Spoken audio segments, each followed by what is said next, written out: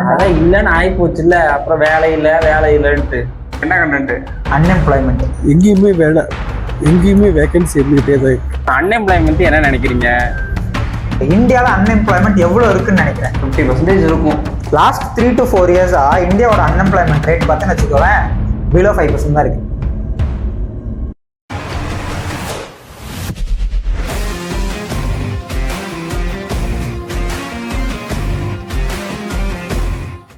சரி, இப்போ எப்படிதான் இருக்கு அன்எம்ப்ளாய்மெண்ட்? ஏதாவது 5%ங்கிற அன்எம்ப்ளாய்மெண்ட்டுங்கிற எப்படிதான் இருக்கு சொல்லு. உண்மையாக சொல்லணும்னா பிஎல்எஃப்எஸோட 2023-24 டேட்டா படி அன்எம்ப்ளாய்மெண்ட் ரேட் வந்து 3.2%. சில வருஷமா அதுதான் கண்டினியூஸாக இருக்கு. ஆனால் அது அப்படியே இருந்தாலும் ஒரு பக்கம் லேபர் ஃபோர்ஸ் வந்து இன்க்ரீஸ் ஆகிட்டே போகுது. 57.9% to 60.1% இன்க்ரீஸ் ஆயிருக்கு. இது எப்போ? 2023 24. இதுல பார்த்தீங்கன்னா ஸ்பெசிஃபிக்காக ஃபீமேல் மட்டும் 37% 41.7% இன்க்ரீஸ் ஆயிருக்கு. மேல் வந்து 78.5 to 78.8% இன்க்ரீஸ் ஆயிருக்கு. என்ன 3% தானே மெயில், இதுல என்ன பெரிய வித்தியாசம் வந்துட போகுது? 0.3% தான்டா இன்க்ரீஸ் ஆயிருக்கு. இதுல என்ன பெரிய டிஃபரன்ஸ் வந்துட போகுது? சரி, இப்போ அப்ராக்சிமேட்டா வச்சுக்கோ, இந்தியாவோட மொத்த ஜனத்தொகை எவ்வளோ அப்படின்னா அப்ராக்சிமேட்டா 150 கோடி. இதுல 1% வேணும். நீ சொல்ற மாதிரி 0.3% இங்க இருக்கிறத எடுத்துக்கோ. எத்தனை பேரு? 45 லட்சம் பேரு. அப்ப 45 லட்சம் பேர் இன்க்ரீஸ் ஆயிருக்காங்க அன்எம்ப்ளாய்மெண்ட் இல்லாம 2023-24 மட்டும். இப்ப சொல்லு, இது சின்ன நம்பரா? பெருசுதான். இப்ப அர்பன்ல அன்எம்ப்ளாய்மெண்ட் பாத்தீங்கன்னா 8.6 to 8.9க்கு இன்க்ரீஸ் ஆயிருக்கு.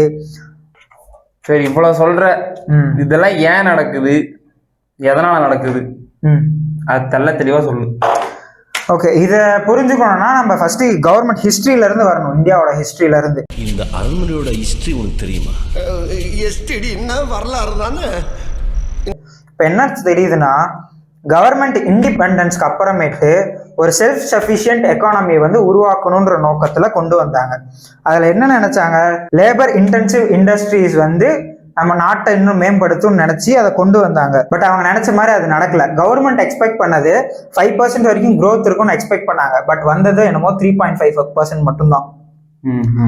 ஸோ மிட் 70s என்ன பண்ணாங்கன்னா அன்எம்ப்ளாய்மெண்ட் ஆல்மோஸ்ட் டபுள் ஆயிடுச்சு இந்தியாவில். ஓகேவா?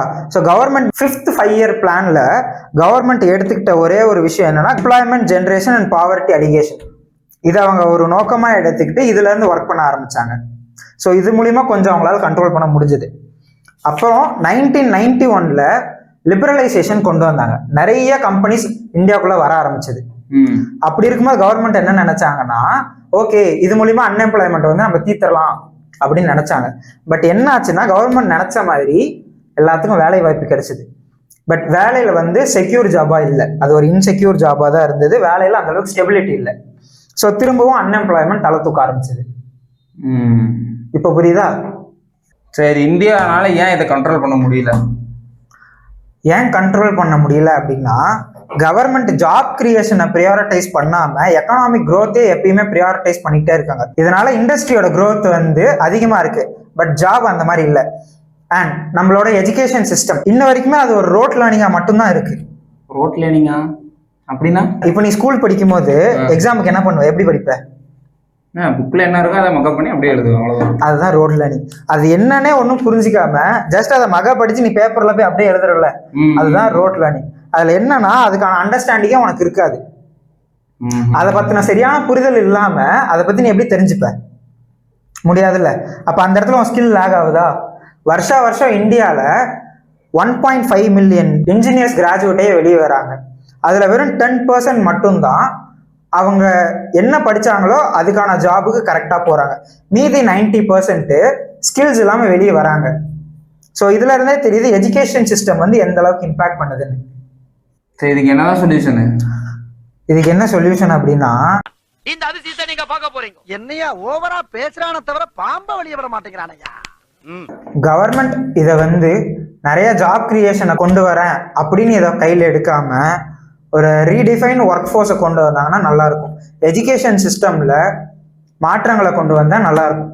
இப்போ ஸ்கில்லே இல்லாமல் ஒருத்தர் கம்பெனிக்குள்ளே போகிறதுக்கு அவன் படிக்கும் போதே அதுக்கான ஸ்கில்ஸை வந்து அவன் கற்றுக்கிட்டான் அப்படின்னா ஈஸியாக அந்த கம்பெனியில் அவனால் உள்ளே போக முடியும்.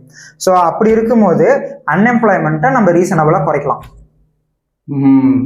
ப்ராக்டிக்கல் செஷனை அதிகமாக வைக்கணும்னு சொல்கிறாரு தானே? எக்ஸாக்ட்லி.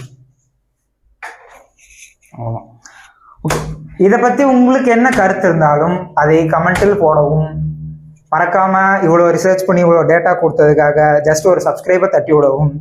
நன்றி.